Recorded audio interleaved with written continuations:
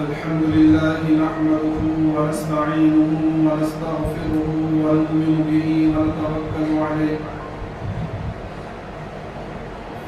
ونعوذ بالله من شرور أنفسنا ومن سيئات أعمالنا من يهد الله فلا مضل له ومن يضلله فلا هادي له ونشهد أن لا إله إلا الله وحده لا شريك له ولا نظير له ولا معين له ولا مشير له ولا مثال له ولا مثل له ونشهد أن سيدنا وسندنا وشفيعنا وحبيبنا ومولانا محمدا عبده ورسوله أما بعد فقد قال الله تبارك وتعالى في القرآن المجيد والفرقان الحميد فأعوذ بالله من الشيطان الرجيم بسم الله الرحمن الرحيم لقد كان لكم في رسول الله أسوة حسنة صدق الله العظيم. اور اس کے بعد شروع ایک مرتبہ بلند آواز کے ساتھ روشنی اللهم صل على سيدنا مولانا محمد وعلى آل سيدنا مولانا محمد وبارك وسلم كما تحب وترضى عدد ما تحب وترضى يا كريم. میرے محترم بزرگوں اور دوستوں عزیز ساتھیوں، آقا مدنی محمد عربی صلی اللہ علیہ وسلم کی سیرت کا تذکرہ چل رہا ہے اور غزوات کا بیان چل رہا ہے. غزوہ بدر اور غزوہ احد کے تعلق سے تفصیلی بات ہو چکی ہے. ارادہ تھا کہ غزوہ خندق جس کو غزوہ احزاب بھی کہتے ہیں اس کا بیان کیا جائے، لیکن سن 4 ہجری اور 5 ہجری کے درمیان جو ہے کچھ ایسے واقعات ہوئے ہیں جو سیرت طیبہ کا ایک اہم جز ہے. انشاءاللہ اگر حیات رہا تو غزوہ خندق کا بیان آئندہ جمعے کیا جائے گا انشاءاللہ. تو انشاءاللہ وہ خاص طور پہ اس لیے وہ کر رہا ہوں کہ ہمارے میں بڑی کمی ہو رہی ہے کہ ہم لوگ انشاءاللہ کہنا بھولیں اور پورے یہ سمجھتے ہیں کہ کیا ضرورت ہے انشاءاللہ کہنا. حالانکہ انشاءاللہ کہنا مستحب ہے اور اللہ کے رسول صلی اللہ علیہ وسلم کو تاکید کی گئی. تفسیر کے اندر سورہ کہف چل رہی ہے یہاں، تو سورہ کہف کے اندر جب یہ سوالات پوچھے گئے تھے تو اللہ کے رسول صلی اللہ علیہ وسلم سے آپ کی زبان مبارک سے نکلا کہ میں ان سوالات کا جواب کل دوں گا، اور آپ صلی اللہ علیہ وسلم انشاءاللہ کہنا بھول گئے. تو 15 دن تک وحی رکی رہی اور کفار مکہ آ کر تانے مارتے کہ تم نے تو کہا کہ میں جواب دوں گا اور ابھی تک وحی آئی نہیں، ابھی تک تم نے جواب دیا نہیں، جواب تمہارے پاس ہے نہیں. اللہ کے رسول صلی اللہ علیہ وسلم پریشان ہو گئے. 15 دن کے بعد وحی نازل ہوئی اور اس میں اللہ کے رسول صلی اللہ علیہ وسلم کو تاکید کی گئی وَلَا تَقُولَنَّ لِشَيْءٍ إِنِّي فَاعِلٌ ذَلِكَ غَدًا إِلَّا أَن يَشَاءَ اللَّهُ، کہ آپ کسی بات کو ہرگز اس طرح نہ کہیے کہ میں یہ کام کروں گا مگر یہ کہ اللہ کی مشیت کی وجہ، کہ اللہ کی مشیت کی وجہ. مطلب اس میں ضروری نہیں کہ انشاءاللہ کہا جائے، انشاءاللہ کہنا مستحب ہے، لیکن وہ الفاظ جن سے اللہ کی مدد شامل ہے ہر وہ الفاظ کہنے سے حق ادا ہو جائے گا. جیسے کہ اگر اللہ نے چاہا تو میں کام کروں گا، اللہ کی مدد شامل ہے حال نہیں تو میں کام کروں گا، یہ انشاءاللہ کہنے کے ہی طرح ہے. اور یہ بھی شروع میں کہنا ہے، ایسا نہیں کہ سارا کام ہو گیا اس کے بعد کہ وہ لطیفہ آپ نے سنا ہوگا کہ ایک صحاب جو ہے مطلع کا موقع تھا تو وہ جو ہے جیب میں پیسے رکھے، انہوں نے کہا کہ چلو جانور خرید دلاتے ہیں. اب جب باہر نکلے تو رستے میں ایک مولانا صاحب سے ملاقات ہو گئی. انہوں نے کہا کہ بھائی صاحب کہاں جا رہے ہو؟ کہا کہ جا رہا ہوں منڈی میں جا کر جو ہے جانور خرید کے لاؤں گا. تو مولانا نے کہا کہ بھائی انشاءاللہ کہو. تو وہ جو ہم لوگ یہ کہنے کی عادت نہیں ہے، تم لوگ مولوی لوگ ہر جگہ دین کو بیچ میں گھسا دیتے ہو، اسلام کو بیچ. ارے بھائی انشاءاللہ کا کیا مطلب؟ پیسے میرے پاس ہیں، آگے جا کے منڈی ہے وہاں جانور بک رہے ہیں، جا کے خرید کے نکالا دوں گا. اب اس میں انشاءاللہ کہنے کی کیا ضرورت ہے؟ وہاں سے آگے چلے، منڈی میں پہنچے، وہاں جا کے منڈی میں جا کے گھومے ہوں گے، جانور وغیرہ دیکھے، جانور پسند آیا. اب وہ بات چیت ہوگی کہ ہاں بھائی اتنے اتنے ہزار میں لینا ہے. اب جب رقم دینے کے لیے جیب میں ہاتھ ڈالا تو یہاں سے ہاتھ گھسا باہر سے نکل گیا. پتا چلا کہ کسی نے جیب کاٹ دی, یعنی پیسے سارے چوری کر لیے. اب جب وہاں سے واپس ہوئے رستے میں پھر ملاقات ہو گئی مولانا سے. کہا کہ کہاں سے آئے ہو؟ تو کہنے لگے انشاءاللہ سے آپ سے ملاقات کرنے گیا, پھر انشاءاللہ وہاں بازار میں پہنچا, انشاءاللہ وہاں جانور بھی دیکھا, انشاءاللہ جانور کی بات چیت بھی ہو گئی تھی, انشاءاللہ جانور خریدنے بھی والا تھا, لیکن انشاءاللہ پیسے سارے چوری ہو. اب بتاؤ میں ایسے انشاءاللہ کا کیا فائدہ جو بعد میں چاہے 1000 مرتبہ کہہ لوں, تو انشاءاللہ شروع میں کہنا چاہیے. تو بہرحال غزوہ احد کا جو واقعہ ہوا اس میں جب بالکل لڑائی آخری مرحلے میں پہنچ گئی اور اللہ کے رسول صلی اللہ علیہ وسلم زخمی ہو گئے اور اس کے بعد لڑائی ختم ہوئی اور اللہ کے رسول صلی اللہ علیہ وسلم کی رحمت پر قربان جائیے, لکھا ہے تاریخ میں کہ جب آپ زخمی ہوئے خون آپ کے منہ سے جاری ہوا تو ایسے حالت میں اللہ کے رسول صلی اللہ علیہ وسلم کے زبان مبارک سے بددعا کے الفاظ نہیں لکھے, بلکہ لکھا تاریخ میں آپ کے زبان سے جو الفاظ نکلے ہوئے تھے اللہم اغفر لقومی فإنہم یعلمون, کہ اللہ میرے قوم کو بخش دے, مجھے جانتے نہیں ہے. سمجھ میں آ رہا ہے؟ ان لوگوں کے لیے دعائیں کر رہے ہیں جنہوں نے آپ کے دندان مبارک کو زخمی کر دیا اور آپ کے چہرے انور سے خون جاری ہو گیا, ان کے لیے دعا کر رہے ہیں کہ اللہم اغفر لقومی فإنہم لا یعلمون. تو جب یہ لڑائی ختم ہوئی تو ابو سفیان جو اس وقت ایمان نہیں لائے تھے وہ وہاں سے فوراً روانہ ہو گئے, لیکن جب تھوڑی دور پہنچے تو انہوں نے سوچا کہ بھائی یہ تو کوئی بات بھی نہیں, کہ اگر ایسے مرحلے پہ ہم تھے کہ اگر ہم اور تھوڑی کوشش کرتے تو سارے مسلمانوں کو سفایا کر دیتے اور مدینے کے اوپر حملہ کرتے. تو وہ ایک دم حیران رہے کہ بھائی یہ کیا ہوا معاملہ. تو وہ وہاں کھڑے ہو گئے. اب یہاں سے صحابہ کرام اللہ کے رسول جب مدینہ پہنچے تو اللہ کے رسول صلی اللہ علیہ وسلم کے مخبر نے اطلاع دی کہ ابو سفیان تو جو ہے پناہ علاقے میں کھڑا اپنی فوج کو لیے کھڑا ہوا ہے اور واپس حملہ کرنے کا ارادہ ہے. تو دوسرے دن اللہ کے رسول صلی اللہ علیہ وسلم صحابہ کرام کے اعلان کر دیا کہ خروج کرنا ہے, نکلنا ہے. اور جو غزوہ احد میں شریک ہوئے تھے صرف وہی جا سکتے ہیں, دوسرے لوگ شریک نہیں ہو سکتے. صرف حضرت جابر بن عبداللہ رضی اللہ تعالیٰ عنہ حاضر خدمت کو کہا کہ یا رسول اللہ میں اپنے گھر والوں کی دیکھ بھال کے لیے رہ گیا تھا, میرے باپ جو ہے آپ کے ساتھ شریک ہوئے تو وہ غزوہ احد میں شہید ہو چکے ہیں, ان کے بدلے میں جانا چاہتا ہوں. تو اللہ کے رسول نے ان کو اجازت دی. کل باپ شہید ہوئے اور آپ آج جو خود جانے کے لیے تیار ہے کہ بھئی میں بھی اللہ کے راستے میں قربان ہونے کے لیے تیار. اب سوچی صحابہ کرام زخمی ہیں, تھکن سے چور رہے ہیں, لیکن ایک صحابی نے یہ نہیں کہا کہ یا رسول اللہ ابھی تو تھک کر آئے ہیں, کچھ دن انتظار کر لیں. دوسرے دن فوراً روانہ ہو گئے اور مقام حمراء الاسد پہ پہنچ کر وہاں آ جا کر آپ نے پڑاؤ ڈالا. اب جب ابو سفیان کو یہ اطلاع ملی کہ اللہ کے رسول صلی اللہ علیہ وسلم بہت بڑی جمعیت لے کر آئے ہیں تو ان کی ہوا اٹھ گئی. بھائی ایسا نہ ہو کہ جو جنگ بظاہر ایسے لگ رہا تھا کہ جیت گیا, لیکن جیتنا نہیں تھا. غزوہ احد کے تعلق سے آپ ایک بات ذہن میں رکھیں کہ عام طور پہ بیان کیا جاتا ہے غزوہ احد میں مسلمانوں کو شکست ہوئی.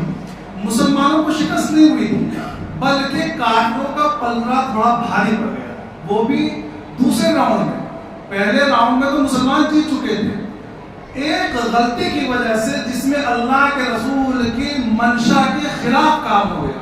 اور یہ حقیقتاً جہاں تاریخ میں آپ پڑھیں گے تو وہاں غزوہ احد کے بعد میں یہ بات لکھی گئی ہے کہ یہاں اس وجہ سے یہ ہوا ہے تاکہ مسلمانوں کو معلوم ہو کہ اللہ کے رسول کی منشا کی خلاف ورزی میں کتنے نقصان دہ.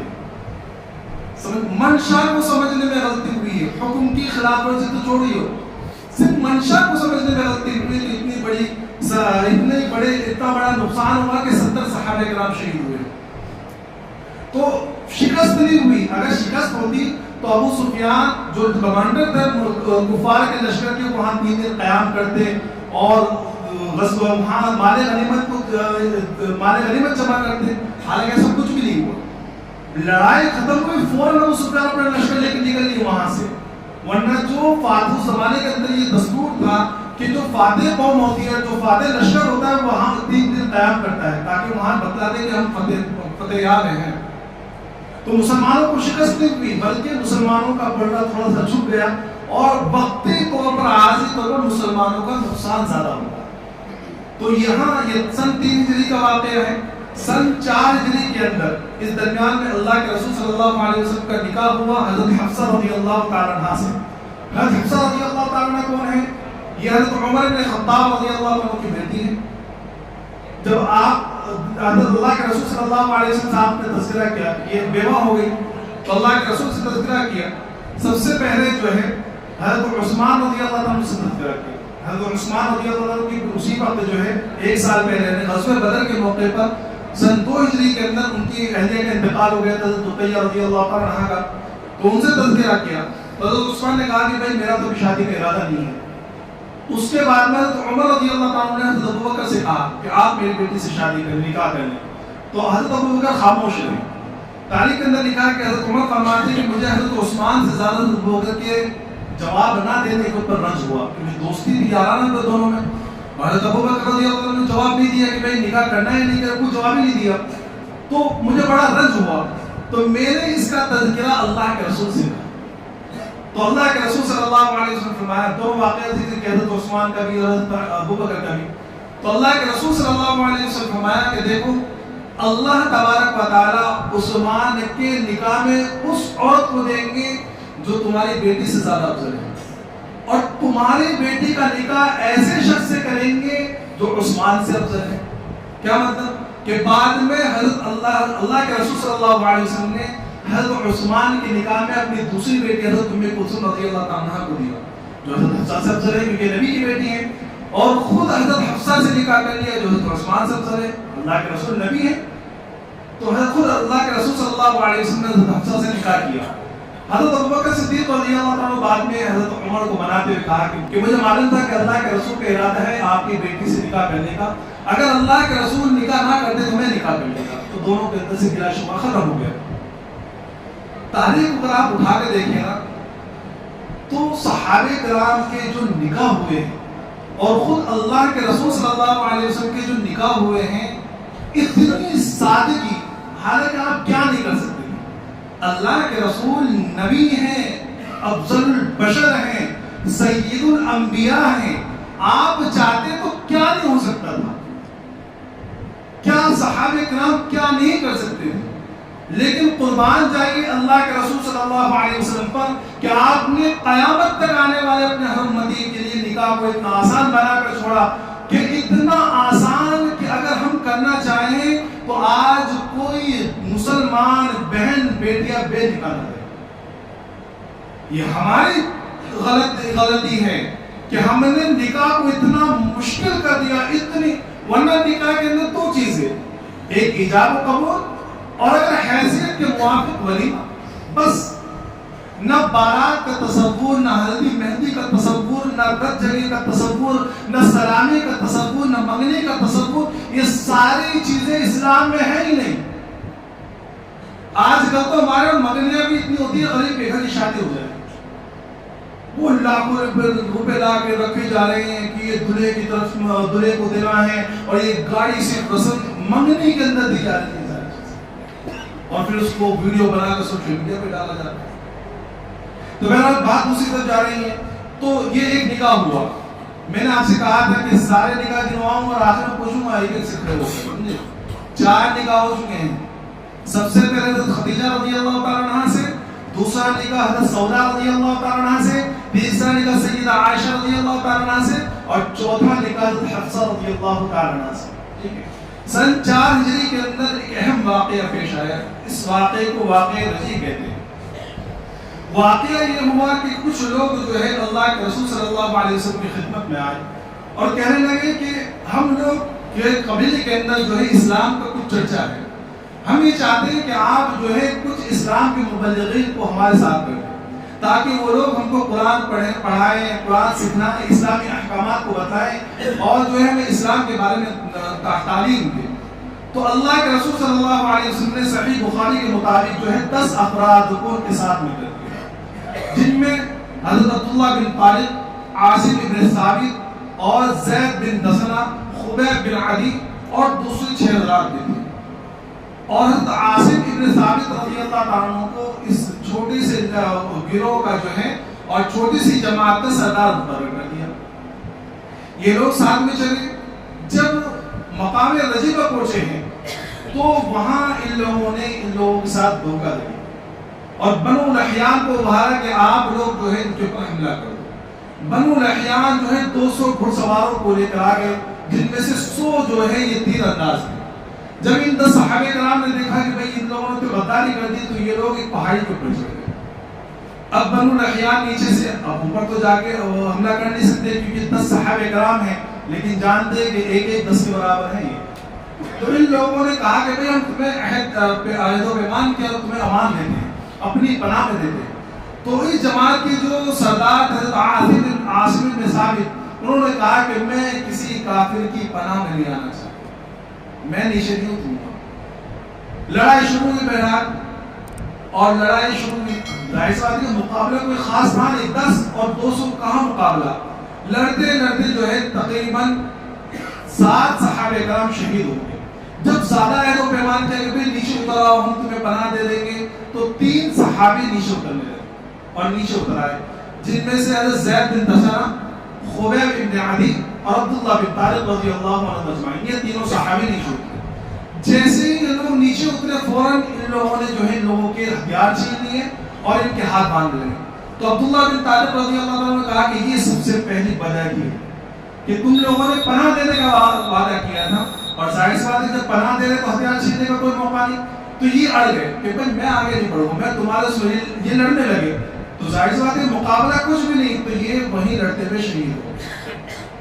باقی 2 صحابہ کرام حضرت خبیب بن عدی اور حضرت زید بن دسنہ ان لوگوں کو ان لوگوں نے لے جا کر مکہ میں بیچ دیا.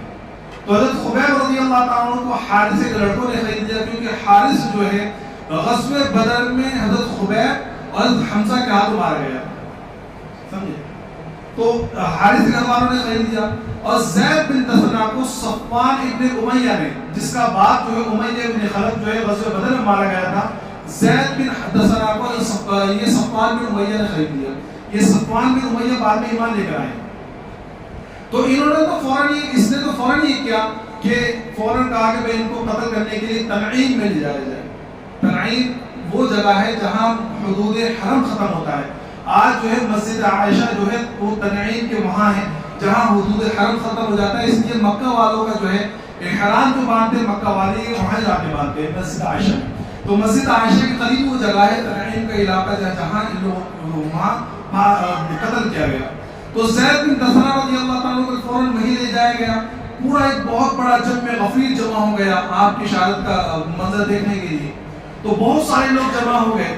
تو اس مجمع کے اندر ابو سفیان بھی تھے. تو ابو سفیان نے کہا کہ اے زید میں تمہیں خدا کی قسم دے کے ایک بات پوچھتا ہوں.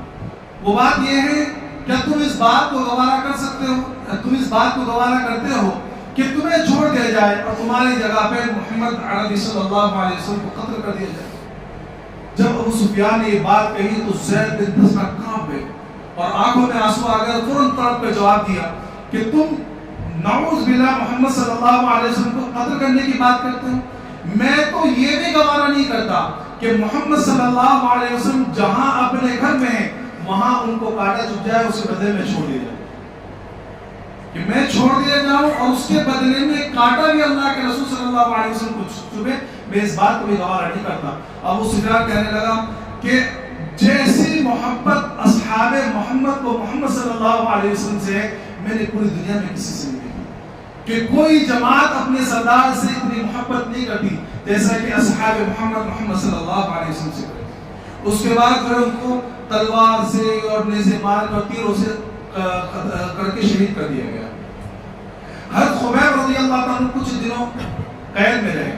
قید کے ایام میں جو حارث کے بیٹے ہیں, تو جو حارث کی بیٹی وہاں تھی زینب, یہ بعد میں ایمان لے کر آ گئی. تو یہ خود بیان کرتی ہے کہ میں نے خبیب سے بہترین قیدی اپنی زندگی میں کبھی نہیں دیکھا, کہ بہترین قیدی. اور میں نے بارہا دیکھا کہ خبیب رضی اللہ تعالیٰ جو ہے انگور کا خوشہ کے ہاتھ میں وہ کھا رہی ہے, حالانکہ اس وقت پورے مکہ کے اندر کہیں انگور نہیں تھا.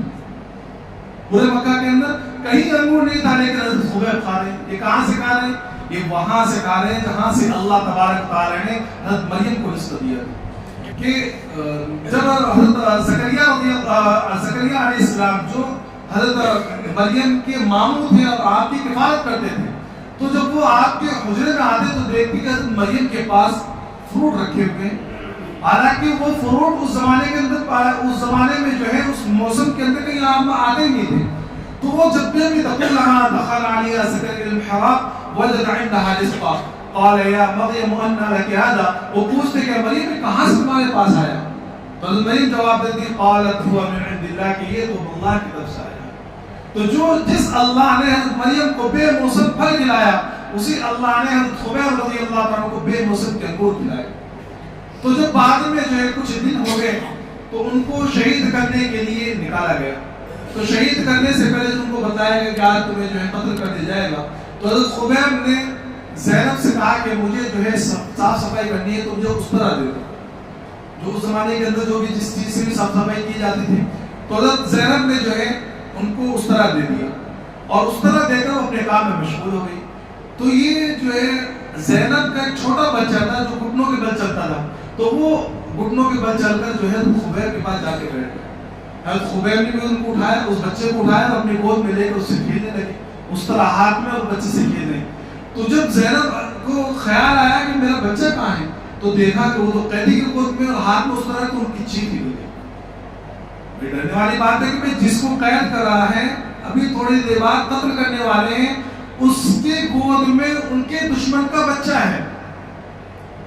تو وہ فوراً ان کی چیخ نکل گئی. تو حضرت خبیب نے کہا کہ میں بدعہد نہیں ہوں، میں غداری کرنے والوں میں سے نہیں ہوں کہ میں بچے کو قتل کروں گا، اور اس بچے کو چھوڑ دیا. اس کے بعد صاف صفائی وغیرہ کر کے نہا دھو کر جو آپ باہر نکلے اور آپ کے قتل کرنے اور آپ کی شہادت کا منظر دیکھنے کے لیے پورے مکہ والے جمع ہو گئے، پورے مشرکین مکہ وہاں سے نکلے. اور جب نکلے تو جب وہاں تخت دار کے قریب پہنچے تو لوگوں نے کہا کہ تمہاری کوئی آخری خواہش ہے؟ تو حضرت خبیب نے کہا کہ ہاں میری خواہش ہے کہ مجھے 2 رکعت نماز پڑھنے کی اجازت. تو لوگوں نے کہا کہ ٹھیک ہے پڑھ لو، 2 رکعت نماز کا تو مسئلہ ہے.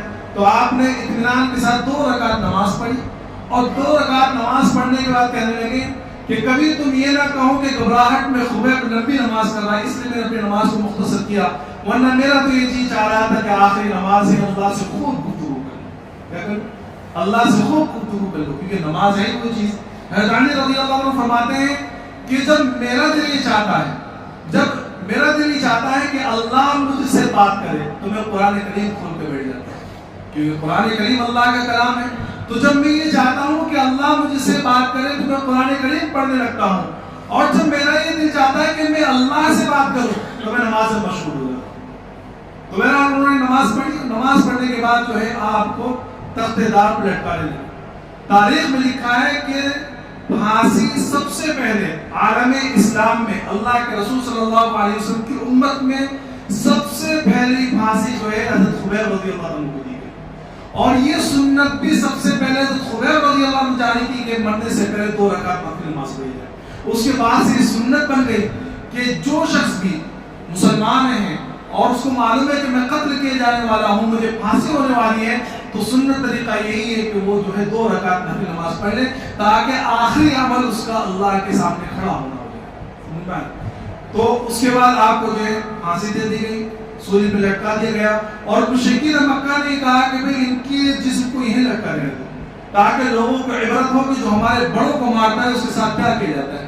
جب آپ کو سولی پر لٹکانے لگے تو سب سے پہلے آپ نے یہ دعا کی اللہم اخبر عنا رسولک، کہ اللہ تیرے رسول کو میرے خبر کر دے، تیرے رسول کو میرے بارے میں خبر کر دی کہ میرے سامنے کیا میرے ساتھ کیا معاملہ ہو رہا ہے. اور دوسری دعا آپ نے کی کہ اللہ، اور مشرکین کے سامنے یہ اشعار پڑھے کہ میں اگر اسلام کی حالت میں مارا جاؤں تو کوئی فکر نہیں کہ میرا روح کس جگہ ہو، کہاں ہو، اور میں کس حالت میں مارا جا رہا ہوں. اور بعض روایتوں کے اندر آتا ہے کہ جب آپ کو پھانسی دے دی گئی تو آپ کو جس وقت پھانسی دی گئی تو آپ کا چہرہ جو ہے یہ کعبۃ اللہ کی طرف تھا. تو مرنے کے بعد بھی کافروں نے بہت کوشش کی کہ آپ کے چہرے کو کعبۃ اللہ کے مخالف سمت میں کر دے. وہ جتنا کرتے واپس ویسے چہرہ ہو جاتا، وہ واپس کعبۃ اللہ کی تو مخالف سمت میں توڑتے، پھر کعبۃ اللہ عاجز آ کر انہوں نے چہرے کو ویسے ہی چھوڑ دیا اور آپ کی لاش وہیں لٹکی گئی. جس وقت آپ نے یہ دعا کی اسی وقت فوراً اللہ کے رسول کو خبر کر دی گئی. اللہ کے رسول صلی اللہ علیہ وسلم صبح کی نماز پڑھا کر فارغ ہوئے اور آپ کو اطلاع دی گئی. اللہ کے رسول نے صحابہ کرام کو اطلاع کر دی کہ بھئی آپ تمہارے صحابہ تمہارے صحابہ کے ساتھ یہ معاملہ ہوا.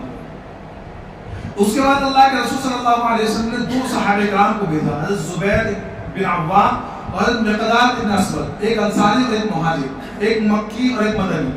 آپ نے کہا کہ جاؤ خبیب کی لاش کو لے کر آؤ۔ جب یہ لوگ دونوں صحابہ کرام چلے تو وہاں پہنچتے پہنچے کچھ دنوں میں تقریباً 40 دن ہو گئے حضرت خبیب رضی اللہ عنہ کی لاش کو لٹکی ہوئی۔ اب سوچو 40 دن کے اندر کیا حالت ہوتی لاش کی، اور وہاں ان لوگوں نے پہرا بٹھایا ہوا ہے کہ کوئی لاش کو لے کے نہ جائے۔ جب یہ لوگ مکہ میں پہنچے اور وہاں تنعیم کے علاقے میں پہنچے تو دیکھا کہ بھئی پہرا لگا ہوا ہے، تو کچھ انتظار کیا۔ اللہ نے کچھ ایسا انتظام کیا کہ وہ لوگ شراب پی کر یا کسی ایسی غنود کی تاری ہو گئی کہ بالکل غافل ہو گئے۔ ان دونوں صحابہ کرام نے حضرت خبیب رضی اللہ عنہ کی لاش کو نکالا اور لے کے چلے۔ جب لے کر کچھ دور نکل گئے تو یہ لوگ جاگ گئے، دیکھا کہ بھئی لاش تو ہے نہیں۔ اب فوراً جو ہے دوڑ بھاگے کہ بھئی تلاش شروع ہوئی۔ تو یہ لوگ گھوڑے پہ سوار اور خوب ڈھونڈا ڈھارا، تو ڈھونڈتے ڈھونڈتے اس زمانے کے اندر جو ہے عام طور پہ گھوڑوں کے پیروں سے یا انسانوں کے پیروں سے جو کھوج لگانا بڑا آسان تھا، کھوج ہوا کرتے تھے، تو ڈھونڈتے ڈھونڈتے وہاں پہنچ گئے، ان دونوں کو پکڑ لیا۔ اب یہ لوگ پہلے بات چیت کی کہ بھئی کیا معاملہ، کیا چاہیے؟ تو کہا کہ خبیب کو لینا ہے کہ بھئی تم نے پھانسی تو دے دی، اب کیا ضرورت ہے، لاش کو کم از کم لے جانے دو۔ اور حضرت خبیب رضی اللہ عنہ لاش کو آپ نے دونوں حضرات نے زمین پر رکھ دیا۔ ابھی بات چیت ہو رہی ہے، بات چیت ہوتے ہوتے اللہ کی طرف سے کرنا ایسا ہوا کہ زمین پھٹی اور حضرت خبیب کی لاش کو زمین میں نکل گئی۔ اللہ کی طرف سے آپ کو لقب ملا بلیع الارض، زمین کا لقمہ، کہ کافروں کے ہاتھ میں نہیں آئے، زمین کے اندر آپ کی لاش کو نکل لیا اور بعد میں یہ دونوں حضرات بھی مدینہ واپس آ گئے۔ یہاں یہ معاملہ ہوا۔ اب ان کے جو سردار تھے عاصم ابن ثابت، ان کا مسئلہ یہ تھا کہ انہوں نے عاصم نے یعنی انہوں نے غزوہ بدر کے اندر ایک عورت تھی سلاخہ بنت سعد، اس کے باپ کا قتل کیا تھا۔ تو اس سلاخہ نے قسم کھائی تھی کہ میں عاصم کے رضی اللہ عنہ کے سر کے اندر شراب پیوں، کیا قسم کھائی تھی کہ نعوذ باللہ میں عاصم رضی اللہ عنہ کے سر کے اندر شراب پیوں گی۔ اور بڑی مالدار عورت تھی، تو اس نے اعلان کیا تھا کہ جو عاصم رضی اللہ عنہ کا سر لائے گا میں اس کو بدلے میں 100 اونٹ دوں گا۔ تو یہ بنو رحیان والے یا دوسرے قبیلے والے انہوں نے اونٹ کے لالچ میں جو ہے چاہا کہ حضرت عاصم رضی اللہ عنہ کو پکڑ لیا جائے۔ تو جب حضرت عاصم رضی اللہ عنہ شہید ہو رہے تھے تو اس وقت حضرت عاصم نے دعا کی۔ کیا دعا کی؟ سب سے پہلی دعا تو وہی کی کہ اللہم اخبر عنا رسولک، کہ اللہ ہمارے بارے میں اپنے رسول کو اطلاع دے دے۔ اور دوسری دعا یہ کہ اللہ میں تیرے دین کی حفاظت میں اپنی جان دے رہا ہوں، کیا کہ اللہ میں تیرے دین کی خاطر اپنی جان دے رہا ہوں کہ میرے جسم کی حفاظت کرنا، یہ اللہ سے دعا کی۔ تو جب یہ لوگ حضرت عاصم رضی اللہ عنہ کا سر نکالنے کے لیے وہاں گئے، سر کاٹنے کے لیے، تو اللہ تبارک تعالیٰ نے انتظام کیا کہ بھیڑ ہوتی ہے نا، وہ جو مکھی ہوتی ہے کاٹتی بہت خطرناک، تو بھیڑ کا ایک ایسا وہ بھیجا پورا لشکر کا لشکر جس نے حضرت عاصم کی لاش کو چاروں طرف سے گھیر لیا، پورا چاروں طرف سے گھیر لیا۔ تو یہ لوگ بڑی کوشش کی کہ کسی طرح لاش اٹھا لے اور سر کاٹ لے، لیکن وہ قریب نہیں آنے دیتے۔ تو بعد میں لوگوں نے کہا کہ اچھا بھی چھوڑ دیتے ہیں، رات میں جو ہے یہ جب ہٹ جائیں گے تو جو لے لیں گے۔ لیکن رات کے وقت جو ہے اللہ کی طرف سے اتنی تیز بارش چلی اور ایسا طوفان اور ایسا سیلاب آئے گا، سیلاب حضرت عاصم رضی اللہ عنہ کی لاش کو بہا لے گئے اور وہ کہاں چلے گی پتہ نہیں چلا، کسی کی ہاتھ نہیں آیا۔ حضرت عمر رضی اللہ عنہ کے زمانے کے سامنے جب بھی تذکرہ ہوگا تو حضرت عمر رضی اللہ عنہ فرمایا کرتے تھے کہ اللہ تبارک تعالیٰ کبھی کبھی کسی اللہ اپنے کسی دوست کی مرنے کے بعد بھی ایسی حفاظت کرتے جیسے زندگی کے اندر حفاظت کرتے۔ تو یہ رضی کا واقعہ پیش آیا، وقت جو ہے ختم ہونے والا ہے، ایک دوسرا واقعہ بھی تھا بیر معمورہ کا انشاءاللہ آئندہ ہفتے بیان کیا جائے گا۔ تو یہ اصل میں ایسے واقعات ہیں جن سے صحابہ کرام کی جانثاری اور صحابہ کرام کی وفاداری اور اللہ کے راستے میں اپنی جان کو قربان کر دینا اور اتنا آسان سمجھنا اپنی جان کو کہ وہ یہ چاہتے تھے کہ کس طرح ہم اللہ کے راستے میں اپنی جان کو قربان کریں۔ ان واقعات کو سنانے اور سننے کا اصل مقصد یہ ہے کہ ہمارے اندر وہ جذبہ پیدا ہو جائے کہ جب اللہ کی طرف سے اعلان ہو اور ایسے واقعات یا ایسا موڑ آ جائے کہ جہاں اپنی جان کو خرچ کرنے کا موقع ہو، اپنے مال خرچ کرنے کا موقع ہو، تو ہمارے اندر بھی وہ جذبہ پیدا ہو جیسے کہ صحابہ کرام کے اندر جذبہ تھا۔ اللہ تبارک و تعالیٰ تمام کو آقا مدنی محمد عربی صلی اللہ علیہ وسلم کی سیرت پر عمل کرنے کی توفیق عطا فرمائے اور صحابہ کرام جیسا جذبہ ہمارے اندر عطا فرمائے. وآخر دعوانا الحمدللہ رب العالمین. یہ کچھ سوالات ہیں. سب سے پہلا سوال تو یہ ہے کہ کسی شخص نے پوچھا ہے کہ میں نماز کے اندر اس طرح نیت کرنا کہ نیت کرتا ہوں میں 4 رکعت نماز رخ میرا کعبہ شریف کی طرف، اس طرح نیت کرنا یہ ضروری ہے؟ بھئی دیکھو نماز کے اندر اگر کوئی شخص تنہا نماز پڑھ رہا ہے انفرادی تو اس کے لیے صرف اتنا کہہ دینا کہ میں عصر کی نماز پڑھ رہا ہوں، عصر کی فرض نماز پڑھ رہا ہوں، بس کافی ہے. رخ میرا کعبہ شریف کی طرف اور واسطے اللہ تعالیٰ کے یہ کہنا ضروری نہیں ہے. سمجھ میں آ رہا ہے؟ اگر کوئی شخص امام کے پیچھے نماز پڑھ رہا ہے مقتدی ہے وہ تو اس کے لیے 2 چیزوں کی نیت کرنا ضروری ہے. ایک تو یہ کہ وہ کون سی نماز پڑھ رہا ہے اور دوسرا امام کی اقتدا کی نیت کرنا ضروری ہے. میں امام کے پیچھے نماز پڑھ رہا ہوں، یہ 2 نیت کرنا ضروری ہے. باقی اس میں یہ نیت کرنا کہ میں رخ میرا کعبہ شریف کی طرف اور واسطے اللہ تعالیٰ کی یہ نیت کرنا ضروری نہیں ہے. اسی طرح زبان سے نیت کرنا بھی کر سکتے ہیں، ضروری نہیں ہے. اگر بہت سے لوگ ایسے کہ زبان سے نیت کے بغیر ان کو استحضار نہیں ہوتا تو ان کے لیے تو زبان سے نیت کرنا بھی مستحب ہے کہ کر لیں. تو اتنی نیت کرنا ضروری ہے کہ میں فرض نماز پڑھ رہا ہوں. کون سی فرض نماز؟ بس اتنا نیت کرنا ضروری ہے. نفل نمازوں کے اندر تو کچھ بھی بس اتنا کہ میں نفل نماز پڑھ رہا ہوں تو ہو جائے گی نماز. سمجھ میں؟ دوسرا سوال یہ ہے کیا عدت کے دوران عورت گھر سے باہر نکل سکتی ہے؟ دیکھو عدت 2 طرح کی ہوتی ہے. ایک ہے عدت طلاق اور ایک ہے عدت وفات. عدت طلاق مطلب جس کو طلاق دی گئی اس کی عدت، تو جو اس کو کہتے ہیں مطلقہ. تو مطلقہ کے لیے بغیر کسی شرعی عذر کے باہر نکلنا جائز نہیں. شرعی عذر کے ساتھ بہت سخت بیمار پڑ گئی تو ڈاکٹر کے پاس جانا یہ شرعی عذر ہے. تو ایسے شرعی عذر کے لیے نکل سکتی، باقی کسی عذر کے لیے اس کا نکلنا جائز نہیں ہے. کمانے کے لیے یعنی اگر اس کو کمانے کے لیے باہر نکلنا بھی جائز نہیں ہے. کیوں؟ کیونکہ مطلقہ کا نفقہ یعنی عدت کے دوران اس کا نفقہ پورا کرنا اس کے شوہر کے اوپر ہے. جس کے نکاح میں تھی اس کے اوپر ضروری ہے کہ وہ مطلقہ کا پورا نفقہ دے عدت کے دوران. سمجھ میں آ رہا ہے؟ تو اس لیے مطلقہ کے لیے تو کسب معاش کے لیے نکلنا بھی ضروری جائز نہیں ہے. عدت وفات جو عورت گزار رہی ہے یعنی اس کا شوہر مر گیا، انتقال ہو گیا، وہ بیوہ ہو گئی، اب اس کے لیے کیونکہ اس کا شوہر کا انتقال ہوا تو اس کو کما کے کون دے گا، تو اب اس کے لیے کہ باقی چیزیں تو وہ بھی مطلقہ کی طرح کے بغیر شرعی عذر نہیں نکل سکتی. اس کے لیے کسب معاش کے لیے نکلنا جائز ہے اگر کوئی انتظام نہ ہو تو. سن میں لیکن اس کے لیے بھی ضروری یہ ہے کہ سورج نکلنے کے بعد جائے اور سورج ڈوبنے سے پہلے گھر میں واپس آ جائے. سورج ڈوبنے کے بعد کسی بھی حالت میں مطلقہ ہو یا بیوہ ہو اس کو باہر نکلنا حالت عدت میں جائز نہیں ہے. ٹھیک ہے. اللہ تبارک و تعالی تمام کو عمل کرنے کی